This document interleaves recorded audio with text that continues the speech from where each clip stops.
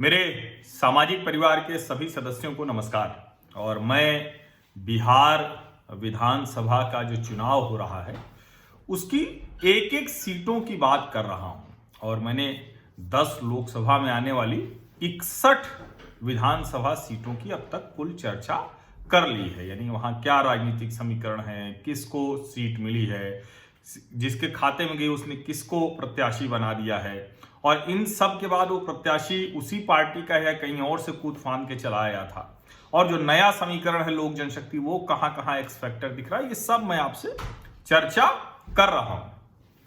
अभी जो मैं बात करने जा रहा हूं वो औरंगाबाद लोकसभा सीट की, लेकिन ये औरंगाबाद लोकसभा सीट बिहार की है, महाराष्ट्र की नहीं, क्योंकि महाराष्ट्र में भी एक औरंगाबाद लोकसभा सीट है।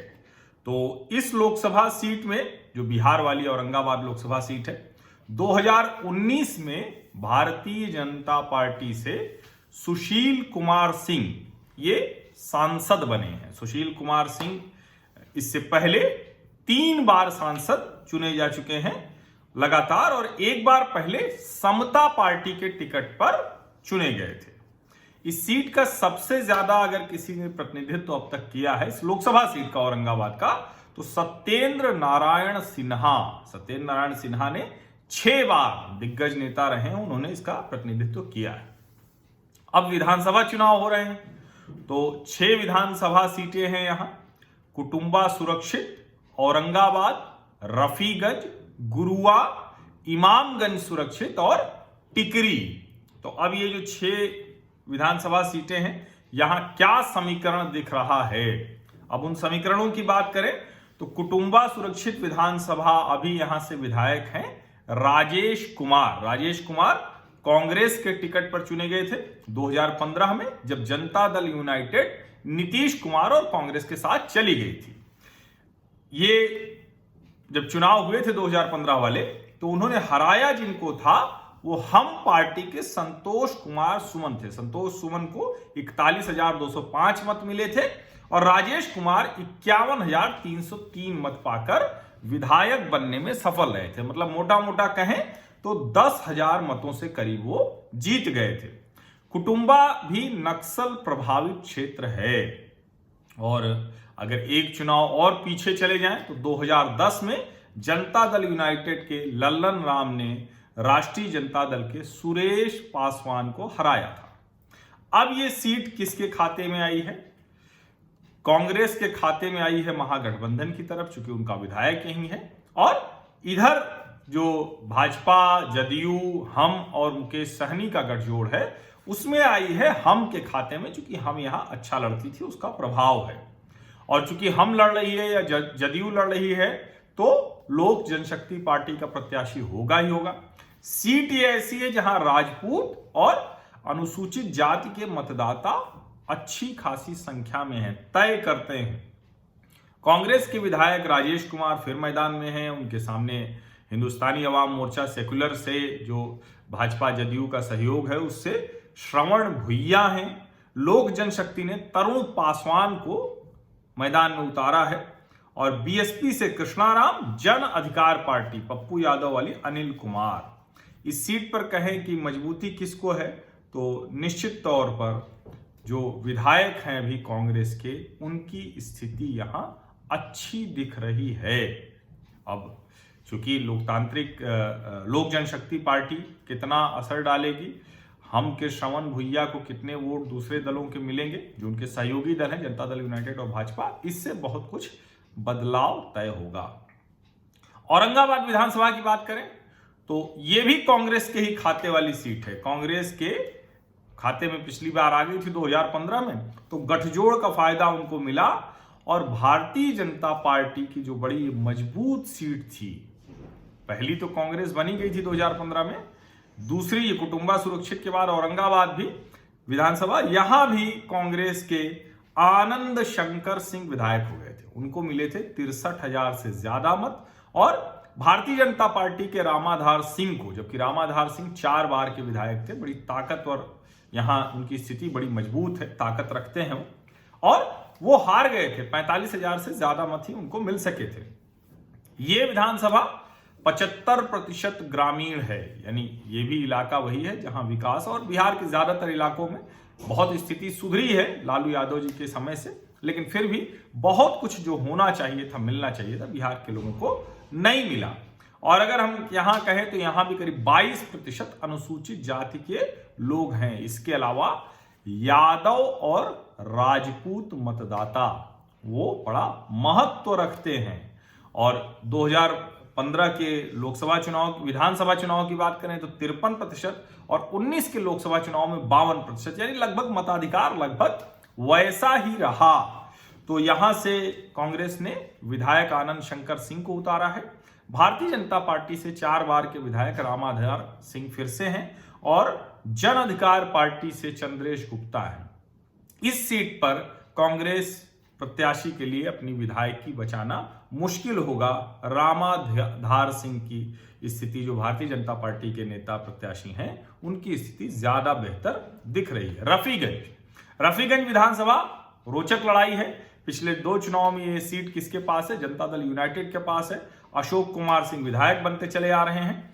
अब क्या है कि क्योंकि पिछली बार तो राजद का सहयोग था, अब राष्ट्रीय जनता दल और जनता दल यूनाइटेड वो आमने सामने लड़ेंगे। जैसे पिछले चुनाव में कई सीटों पर भाजपा और जनता दल यूनाइटेड थे। अब जैसे पिछले चुनाव की अगर बात करें तो अशोक कुमार सिंह को मिले थे 62,897, और इनके सामने दूसरे स्थान पर जो रहे उनको मिले 53,372 मत। यहां ये भी ग्रामीण विधानसभा 52% मतदान हुआ था। और अगर अभी की बात करें तो अभी की जो स्थिति है उसमें जनता दल यूनाइटेड के अशोक कुमार सिंह फिर से मैदान में है, लेकिन मोहम्मद नेहालुद्दीन वो राष्ट्रीय जनता दल से हैं। और यहां 2 कॉम्बो है बड़ा, एक ब्राह्मण राजपूत कॉम्बो है जो बड़ा मजबूत है, जिसको हम कहें कि अशोक कुमार सिंह के पक्ष में जा सकता है। दूसरा कॉम्बो है मुस्लिम और यादव, जो जाएगा पूरी तरह से मोहम्मद नेहालुद्दीन के पक्ष में। अब जो बसपा, ओवैसी, उपेंद्र कुशवाहा, इन सब के गठजोड़ से रंजीत कुमार खड़े हैं बसपा के टिकट पर, वो राष्ट्रीय जनता दल वाले मोहम्मद नेहालुद्दीन वाले वोट बैंक में कितना सेंध लगाएंगे, इससे तय होगा कि राजद कितनी मजबूत कमजोर रहेगी। और अशोक कुमार सिंह वाले में सेंध लगाने के लिए मनोज कुमार सिंह, क्योंकि राजपूत, ब्राह्मण और मुस्लिम यादव मतदाता यहां तय करते हैं। लेकिन अगर अभी की स्थिति देखें तो मोहम्मद नेहालुद्दीन, राष्ट्रीय जनता दल, उनकी स्थिति बेहतर दिख रही है। और देखिए अब बात जो है गुरुआ विधानसभा की। गुरुआ विधानसभा बड़ी रोचक है यहां की लड़ाई। और एक चीज इसको आप समझिए कि भारतीय जनता पार्टी यहां कितनी ताकतवर है कि नीतीश जी जब लालू जी के साथ चले गए तब भी यहां भारतीय जनता पार्टी ही चुनाव जीतने में कामयाब रही। 2015 की बात मैं कर रहा हूं। भारतीय जनता पार्टी के राजीव नंदन को मिले थे 56,000 से ज्यादा मत, और रामचंद्र प्रसाद सिंह जनता दल यूनाइटेड के, जो उसके पहले यहां से लड़ते रहे, और उनको 49,965 मत मिला। अगर हम ये कहें कि इस सीट पर कौन तय करेगा, तो तय करेंगे यादव मतदाता, मुस्लिम मतदाता, यानी राजद का वोट बैंक। राजपूत, कोयरी, यहां रविदास जिसको कह रहे हैं, पासवान कह रहे हैं, यानी दलित समूह जो है वो ज्यादा है, वो जातियां ज्यादा है।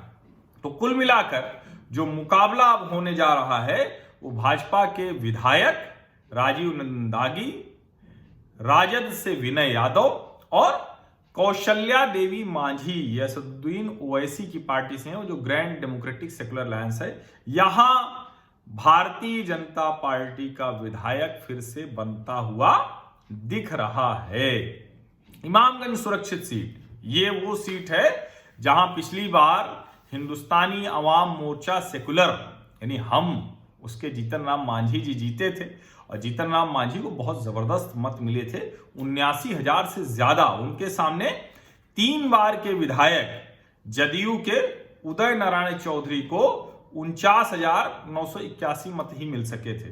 अच्छा, ये सुरक्षित विधानसभा है तो जाहिर है कि अनुसूचित जाति के मतदाता बहुत ज्यादा हैं, लेकिन जातीय समूह में बात करें तो कोयरी, मांझी, यादव और मुसलमान।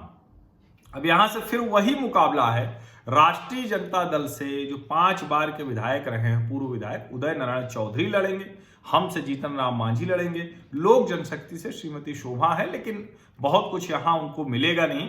मुकाबला सीधे जीतन राम मांझी उदय नारायण चौधरी के बीच में है, जिसमें जीतन राम मांझी की स्थिति बेहतर दिख रही है।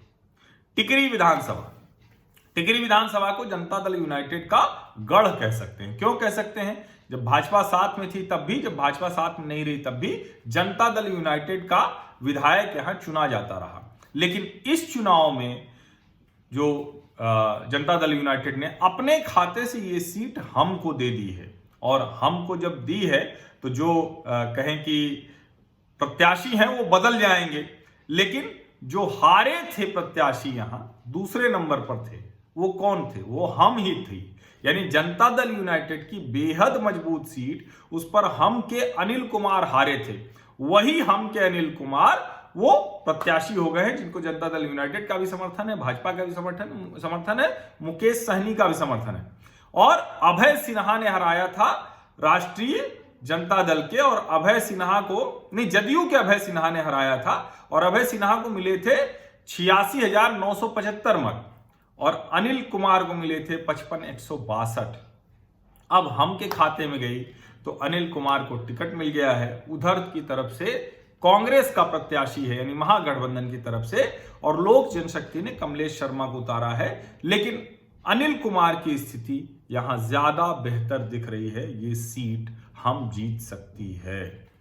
तो ऐसे ही मैं एक एक विधानसभा के बारे में चर्चा करता रहूंगा, और बहुत अच्छा है आप लोग भेज रहे हैं। मैं सोच रहा हूं कि उसमें आप लोग जो भेजते हैं, कुछ जो आंकड़े बताते हैं, कुछ जो अपनी भावनाएं बताते हैं, उसको भी मैं इसमें अब शामिल करूंगा, जो आप लोग मुझे व्हाट्सएप पर भेज रहे हैं। लेकिन जो आगे की लोकसभा की विधानसभा सीटें हैं उनको आप भेजते रहिए, और मैं उनको उसमें जरूर शामिल करता रहूंगा। तो ये जब खत्म होगा धीरे धीरे, तो आपको एकदम स्पष्ट हो जाएगी तस्वीर कि कौन सरकार बनाने जा रहा है, किसकी मदद से बनाने जा रहा है। तो आपको अगर लगता है कि जो लोग बिहार के बारे में जानना चाहते हैं, बिहार विधानसभा के बारे में जानना चाहते हैं, राजनीतिक नब्ज समझना चाहते हैं, तो उनको इस YouTube चैनल को सब्सक्राइब करने के लिए और नोटिफिकेशन वाली घंटी दबाने के लिए कहिए, मदद कीजिए सामाजिक परिवार और बड़ा।